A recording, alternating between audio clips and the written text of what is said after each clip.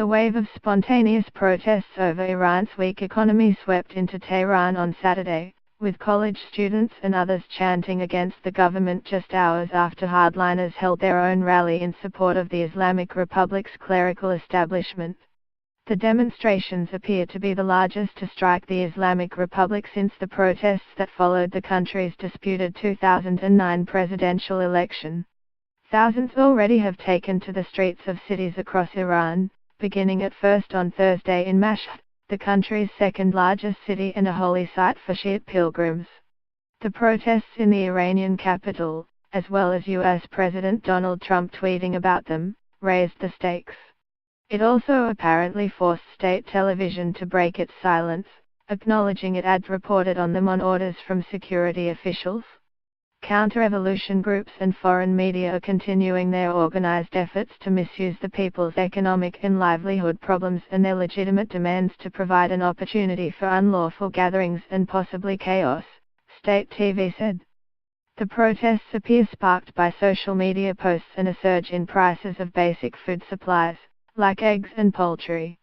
Officials and state media made a point Saturday of saying Iranians have the right to protest and have their voices heard on social issues. However, protesters in Tehran on Saturday chanted against high-ranking government officials and made other political statements, according to the semi-official Fars news agency. Hundreds of students and others joined a new economic protest at Tehran University, with riot police massing at the school's gates as they shut down surrounding roads. Fars also said protests on Friday also struck Qom, a city that is the world's foremost center for Shiite Islamic scholarship and home to a major Shiite shrine. Social media videos purport to show clashes between protesters and police in several areas. At least 50 protesters have been arrested since Thursday, authorities said.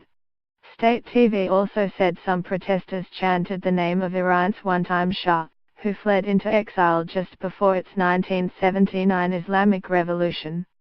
Telecommunications Minister Mohammad Javad Azari Yaromi sent a message by Twitter to the CEO of messaging service Telegram, Pavel Durov, saying, "A Telegram channel is encouraging hateful conduct, use Molotov cocktails, armed uprising, and social unrest." Telegram responded saying it had suspended the account.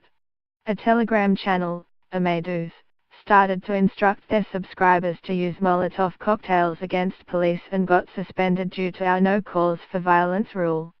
"Be careful, there are lines one shall cross," Durov tweeted. The semi-official Tasnim news agency quoted the deputy commander of Tehran's Revolutionary Guard base, Brig. Gen Ismail Khouzarai, as saying, "Peace has returned to city of Tehran and its surroundings." He added that if inflation was the reason the protesters took to the streets, they should not have destroyed property, according to the report. The semi-official Isla news agency reported on Saturday that the security deputy of Tehran's governor, Mos Hamdani, said that Tehran's Provincial Security Council held a meeting to address the protests, but that its decisions were classified.